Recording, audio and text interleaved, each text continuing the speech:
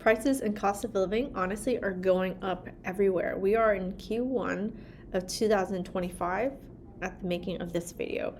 But at the end of the day, people still want what they want and still need what they need. So how are you as a therapist, as a therapy clinic owner, how are you going to ensure that people are still going to be willing to pay for your services? Well, that's what I'm going to dive in today. I'm going to share 3 things that I'm doing with my own team, and hopefully this can help you with your clinic as well. 3 things I'm going to share. My name is Huang. First of all, let me share that part. My name is Huang. I'm an occupational therapist and certified hand therapist, and over 10 years ago I started my therapy clinic, and then over 5 years ago I started Hand Therapy Secrets to help other therapists develop their clinical skills and business skills in hand therapy. So I'm going to share with you 3 things first, and then I'm going to go into details with them. Okay, so how can you ensure that people are going to still be willing to pay for your services and your prices? So 1, don't make assumptions. 2, make sure you're asking questions, right? And 3, really share what you know, articulate your value, right? So I'm going to go into details. Don't make assumptions about what people are willing to pay and not willing to pay, because sometimes what happens is you are projecting what you're willing and not willing to pay. When you're a therapist, truth be told, it might be hard for you to see how paying for a therapist is something that you would be willing to do. And it's just because you're in the therapy world and you either respect them or don't respect them, or think that you're the best, and then they're like, well, I'm not going to pay for anyone else because I'm the best, right? I mean, hopefully not. But think about a service you are willing to pay for, and think about a service that you're willing to pay for, that no matter what the cost is, you're going to pay, right? You're going to pay. And then what you want to do is you want to tell them about your options. And here's the thing. One of my patients, literally just this morning, he works on ACs, and it could be very easy, having how he came in. We could easily have made assumptions about him that, he wouldn't pay our prices, or that he wouldn't buy a package of, 15 or anything like that.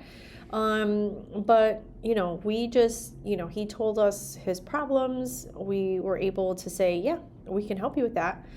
And then when I was just talking to him today, we were talking about assumptions, how people can make assumptions about other people. And because I think I was telling him about how my AC broke, and I was like, dude, don't mess around. Just tell me what I need, right? If I need to do a complete overhaul, tell me, instead of piecemealing me here and there. Just tell me what the problem is so I can make a decision on how to fix it. And so we went into this whole conversation. He's like, isn't that right? He goes, that's why I keep telling people. He's like, if your AC is broken, and well, we live in Florida, right? I live in Miami. If your AC is broken, you will pay. You will pay to get that fixed, and you will pay fast. You're like, tell me how much the cost is. What do I got to do to fix this shit, right? And this was what he was saying, and we're both agreeing, you just have to tell people their options. There's this option, there's this option, there's this option. Usually 3 options is a magic option. Too many is too confusing, and not having any options feels like someone's trying to take advantage of you, right?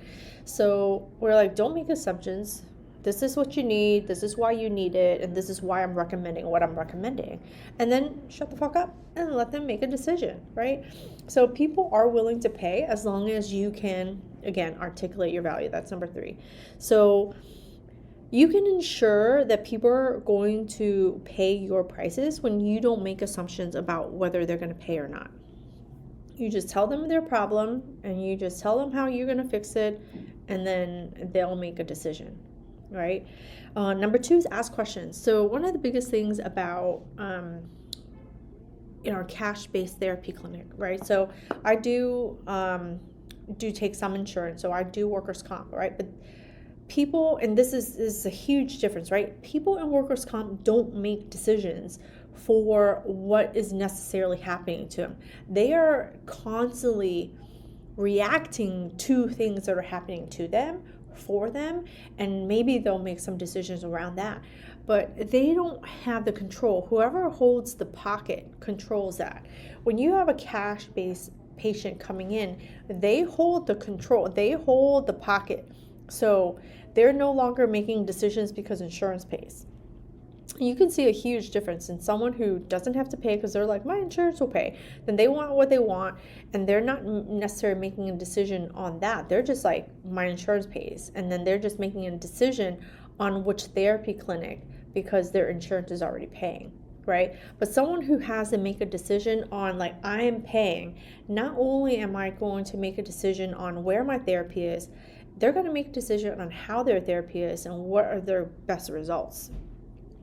Who do I trust? And so how do you build that trust? You're building that trust by asking questions, right?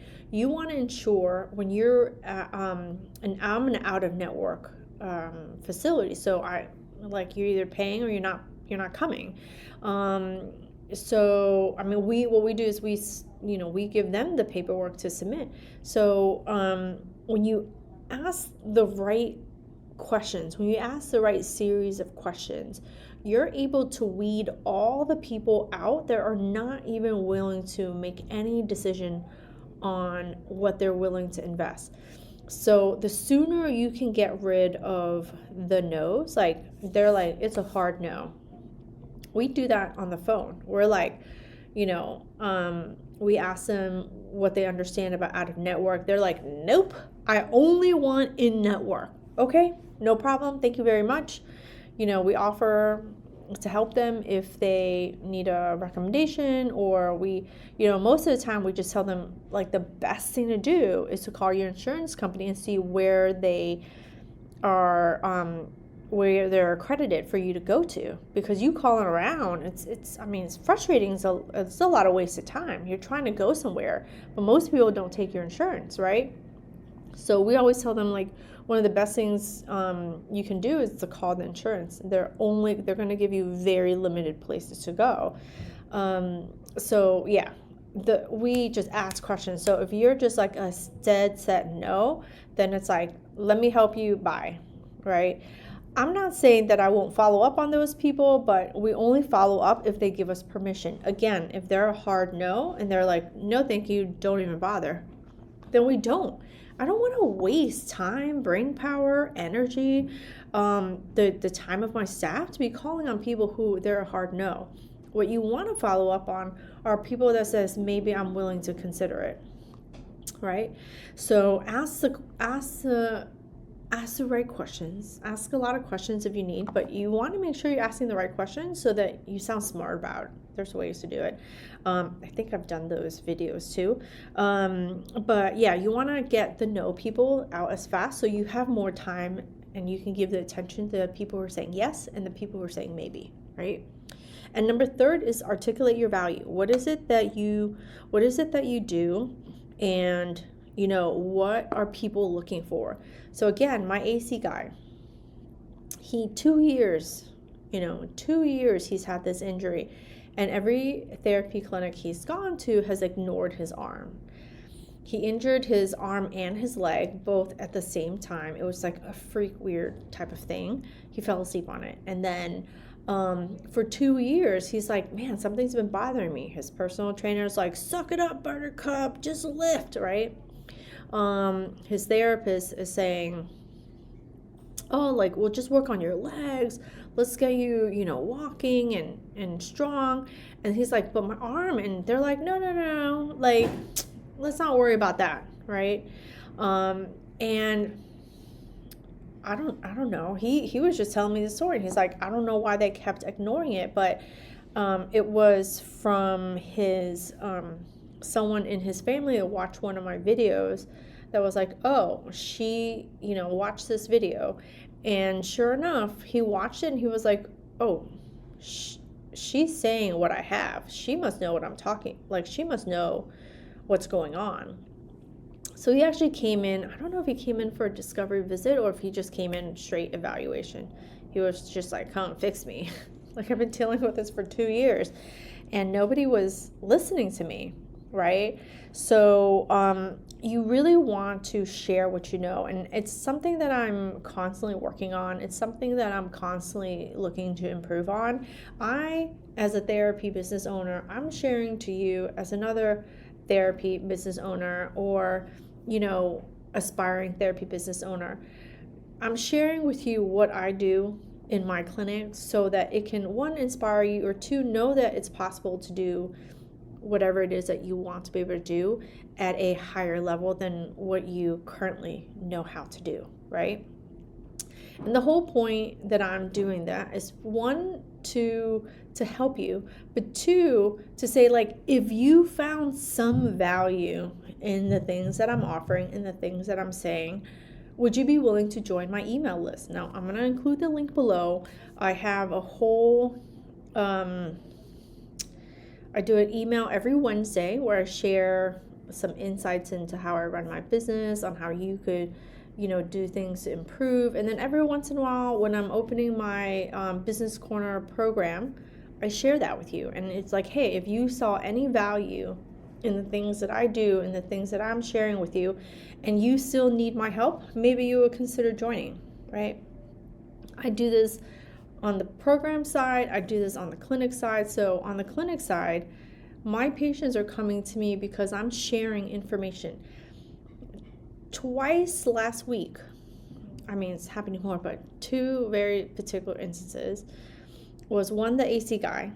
I think he came like 2 weeks ago, but he came and he was like, I watched your videos, and from just a few videos, he knew to trust my therapy clinic, right? And in therapy, we are essentially in customer service. So if your front desk is not answering and they're not asking the right questions, if they're coming in and you're not your therapist and you're not giving them the time and attention, that is the level of customer service that we need to be providing as a cash-based therapy clinic. It is the thing that helps to differentiate us from all these other box therapy clinics. The hospital systems, they're only getting bigger and they're only trying to choke out everyone else who's trying to be independent. But what they can't offer is what I'm able to offer, right? And you have to think about how you're able to offer that in your town, in your corner of the world as well. Not everyone is looking for the cheapest thing. Not everyone is looking for insurance coverage. What they're looking for is someone to pay attention to what they're saying and be able to solve their problem and not make any judgments or assumptions about what they're willing to pay for, what they're not willing to pay for, where they're willing to drive, what they're willing to spend their time on. You just asked the questions. And he came in and he was like, because I was able to share my value, because I was able to tell him what I did through marketing. It's all marketing. They saw me on Instagram, they started watching my YouTube videos, or they found me on YouTube, started going to my Instagram, or started going to my Facebook. It's one of those things. And then and I'm not, I'm an open book. I'm not lying about it. These are things that I'm actually doing. So that's what I'm sharing. And then another guy, he drives pretty far too. I'm in Miami, so anyone in the little island pockets, they never want to freaking drive anywhere. But he's willing to drive. I didn't make an assumption. He's like, I have this kind of injury. He has a flexor tendon injury. I'm like, great.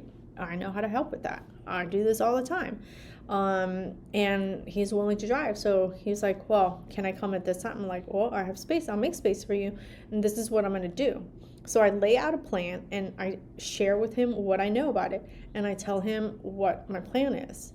And because you can do that, and I'm not making any assumptions, you're willing to pay, you're not willing to pay, I'm not making assumptions, you're willing to drive, you're not willing to drive. I'm like, none of that. I'm just, if you can be to a certain extent as objective and somewhat removed from the situation, you're better off, at helping someone make a decision and finding value in the services that you provide. And believe it or not, they're willing to pay for these services. They're willing to pay for your services. And, I know cost of living is going up. It's going up for me too. It's not just for them. It is everybody. It's you, it's me. My rent's gone up. My food cost has gone up. My insurance, my insurance is gone up. Yes, all these things are going up. They're going up for you. They're going up for me. They're going up for them. But at the end of the day, all these things change. And what we have to do is we have to double down on sharing what we know, how we can help people and not make assumptions.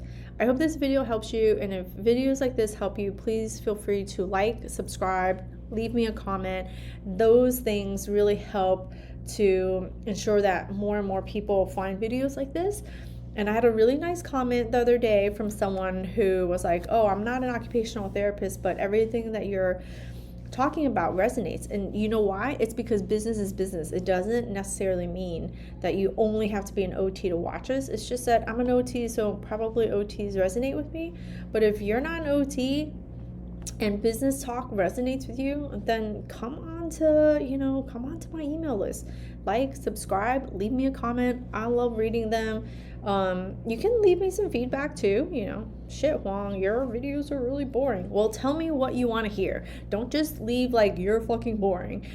Tell me something else. Ask me a question. Right? Don't be mean.